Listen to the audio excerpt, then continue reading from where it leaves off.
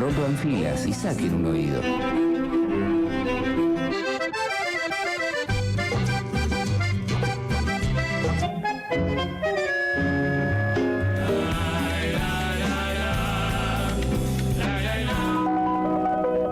Este es el momento de la Escuela de Música de la Universidad, para escucharte mejor. Todas las cosas tienen música del sol.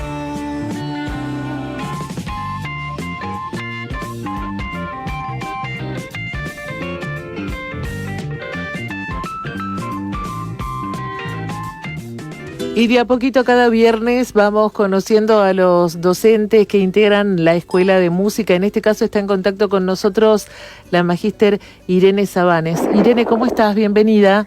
Hola, Analía, ¿cómo estás? Muchas gracias. La verdad que un gusto poder participar, como lo han hecho otros colegas también a lo largo de este micro. Como yo siempre digo, la puerta abierta de la universidad, ¿no? La posibilidad de que ustedes también le cuenten un poco a la gente el trabajo que llevan adelante. En este caso, lo de ustedes y la propuesta de este mes tiene que ver con la educación musical, los espacios de práctica, en tu caso, de educación musical. ¿Cómo se ve esa formación y cómo ha estado pensada desde lo que es el ámbito académico, ¿no?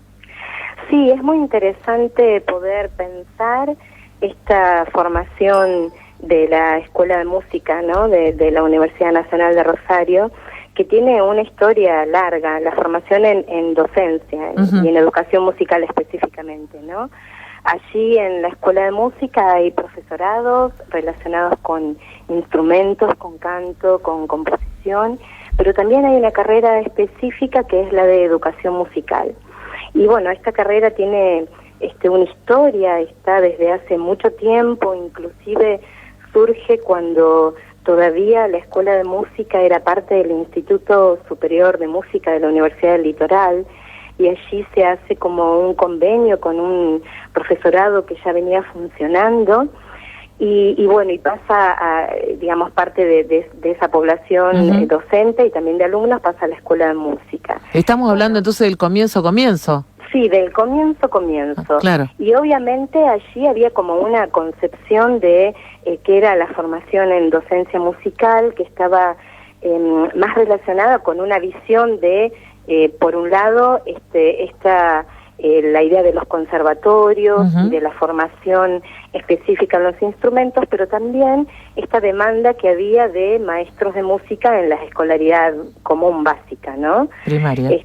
Claro, primaria y también secundaria. Entonces se formaba en ese momento a muchos que ya eran instrumentistas, tenían conocimientos de instrumentos en el aspecto pedagógico, ¿no? Es decir, que venían de lo que es la práctica profesional o del instrumento en sí y derivaban en lo que es la actividad docente. Sí, y en muchos casos, digamos, también en esta formación que se suma ahí a lo que era el Instituto de Música, había muchos que eran docentes y tenían algún conocimiento de música. Lo que hacían era como validar ese conocimiento y actualizar los aspectos didácticos más relacionados con lo musical. Pero bueno, es interesante pensarlo a ese origen e ir viendo cómo a lo largo del tiempo hubieron algunas cosas que pudieron ser modificadas al interior, obviamente, de la Escuela de Música, con los cambios de planes, de estudios, pero también hubo como una gran modificación en cuanto a la demanda social en relación a la docencia en música y a estos espacios de inserción profesional, ¿no?, en la práctica docente. Se fueron abriendo nuevos espacios y pensaba, por un lado, qué importante es la formación musical desde chiquito. Muchas veces la tenemos como una materia así de complemento, ¿no? Pero qué importante es cuando tenés un buen profe de música, cuando alguien te inspira o te abre la puerta para que tu oído crezca, ¿no? Y en este momento que hay tanto acceso a partir de la tecnología y de redes y de Spotify, qué sé yo, uno puede escuchar de todo, ¿no? Pero eso necesita educación, necesita oído adiestrado. Sí, necesita como la posibilidad de poder ser parte de esa experiencia musical, ya sea como un oyente, pero activo, pudiendo, digamos, incluirse en todos los elementos de aquello que está escuchando, y también, sobre todo, en la producción musical y en la producción junto a otras y otras, ¿no? Esto también se fue modificando un poco esta idea de el rol del docente de música. Imagínate que por mucho tiempo inclusive se entendía el aprendizaje de la música por un lado por la teoría, aquello que se suponía que había que aprender y conocer más conceptualmente, y por otro lado era la práctica instrumental. Entonces muchas veces eso se trasladaba a las escuelas, y en las escuelas se buscaba también enseñar de algún modo esa teoría, ese lenguaje musical, ¿no? Y a partir de la década del 50, de la década del 60, comienza a modificarse también esta idea del aprendizaje musical en lo escolar y fuera de lo escolar.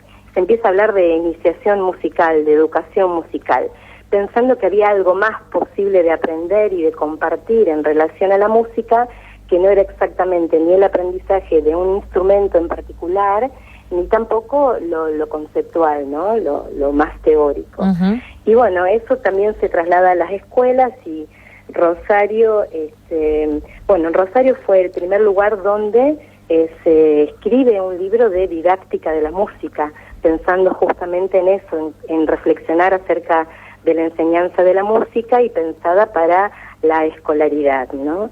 Y bueno, en ese sentido, digamos, todos estos movimientos y estos cambios obviamente han ido repercutiendo en lo que vamos compartiendo y aprendiendo al interior de las aulas en la carrera de educación musical de la Escuela de Música. Irene, mencionaba esta producción, este libro, ¿recordamos al autor? Digamos, ¿era un conjunto? ¿Era una experiencia didáctica? María Elena González, que fue maestra del Colegio Normal número 2, de aquí llegó también a un cargo directivo allí, y ella fue pionera en esta posibilidad de poder pensar en distintos recorridos, que en ese caso era la didáctica de la música, ¿no? Recorridos didácticos para la escolaridad, para la escuela, porque ella era maestra del Colegio Normal número 2, y lo que hacía un poco era sistematizar esas experiencias en relación a lo que era posible hacer al interior de las aulas y también en coros escolares.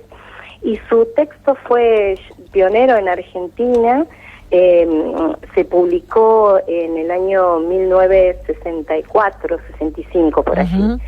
Y bueno, lo interesante fue eso, que ella pudo pensar para grupos numerosos y no tanto para enseñanza más individual o de grupos pequeños que se podían dar en un conservatorio o en algún otro tipo de instituto de música, ¿no? Importante, y aparte interesante, ¿no? Porque tenía su experiencia docente y por otro lado empezar a tener una mirada ya sobre la didáctica de la música de avanzada la propuesta.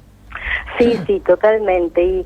Y creo que también es como importante destacar que también en la Escuela de Música de la Facultad de Humanidades y Artes fue pionera en el cambio también de concepción de cómo era posible aprender y acercarse a los conceptos de la música y de su lenguaje, ¿no?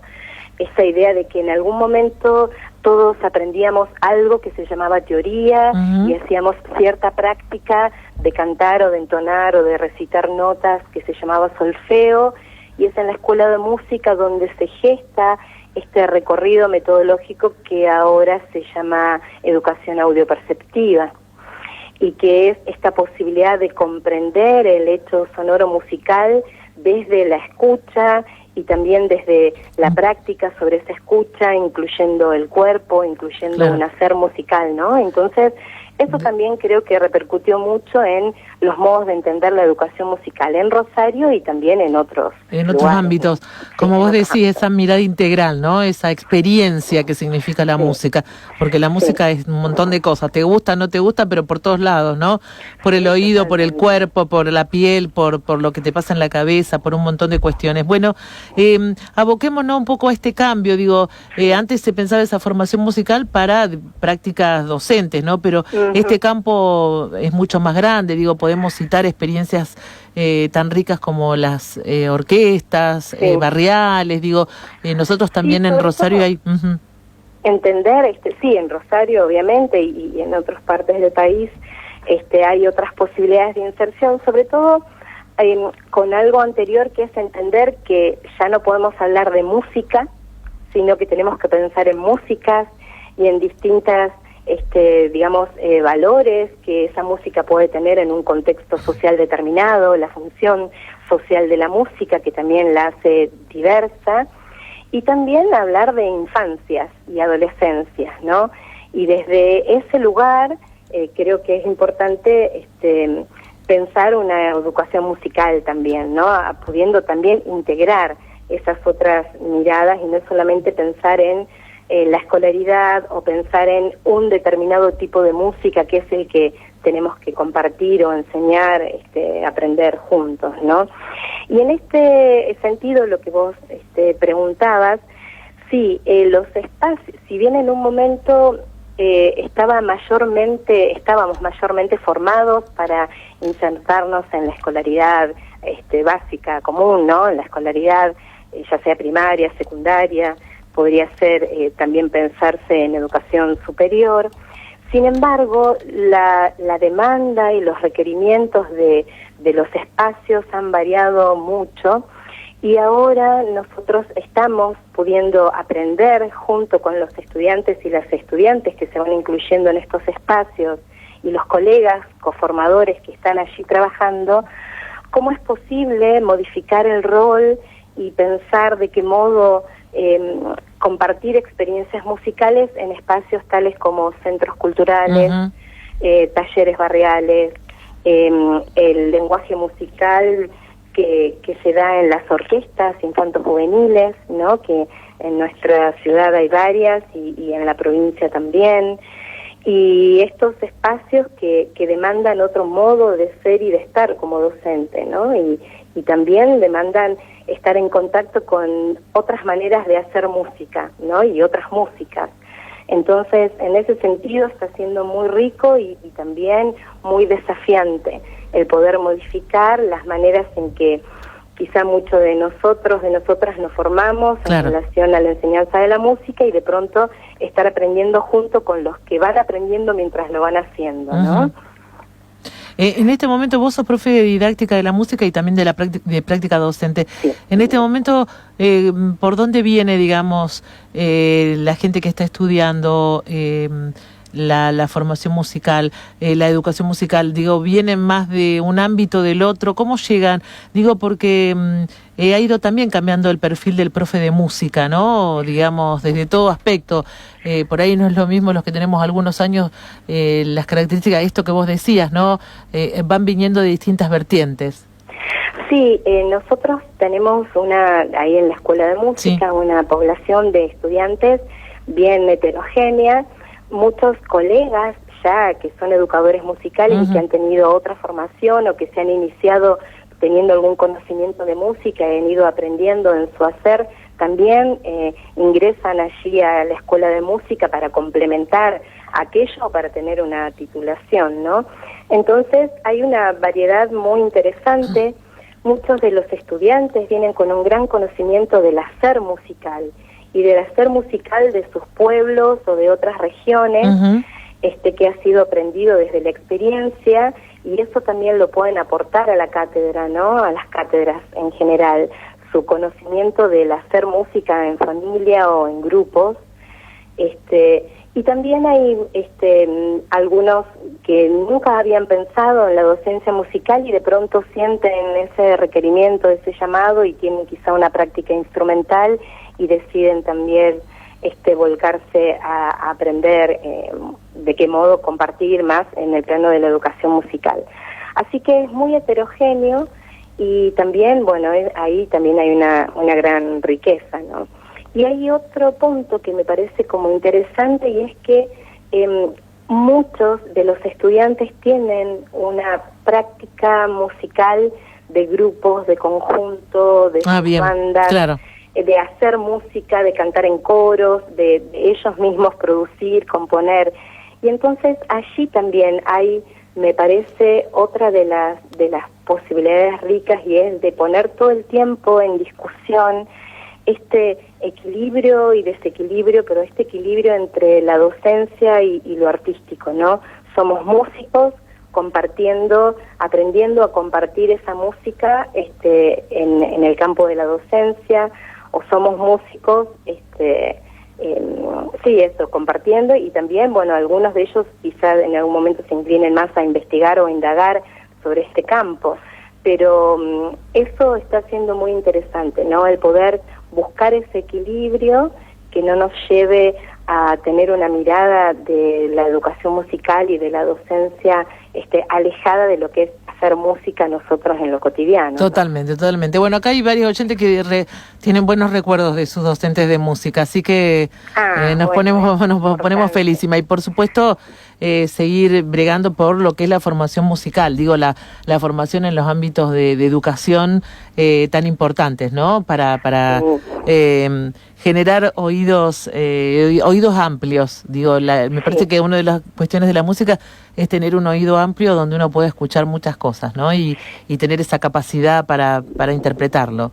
Claro, de escuchar, de disfrutar, de sentirse parte, de poder elegir, ¿no? Tener como una escucha amplia y a la vez crítica, y elegir y seleccionar, ¿no? Como para inclusive no caer siempre en la reiteración de modelos de escucha o de modelos de consumo de escuchar siempre lo mismo, ¿no? Claro, y que son impuestos desde otros intereses, y poder también revalorizar aquellas músicas que provienen de los entornos culturales más cercanos, o históricos, pero del lugar donde estamos habitando también, que si no es a través de la escuela o de docentes que estén apasionados por eso, no habría modo quizá que muchos niños, niñas y jóvenes se pudieran acercar a otros tipos de música también, ¿no? Totalmente, totalmente. Bueno, me quedo con esas ideas, ¿no? Abrir el oído, nuevas experiencias y, por supuesto, la maravillosa, extraordinaria experiencia que es la música, ¿no? Creo que es algo que no tenemos que describir, solamente sentir y experimentar. Irene, gracias por el contacto, ¿eh? Bueno, muchísimas gracias. Nos volvemos a encontrar. Espero que nos volvamos a ver pronto y como siempre les digo, con la idea de que en algún momento crucemos personalmente la invitación aquí en el estudio. Muy amable. Sí, totalmente. Gracias, Analía. Chao, hasta luego. Irene Sabanes charlaba con nosotros, integrante de este espacio de la Escuela de Música. Recordemos, durante toda la semana, durante todo el mes, estamos discutiendo, debatiendo, escuchando las opiniones de los docentes, en este caso de formación musical.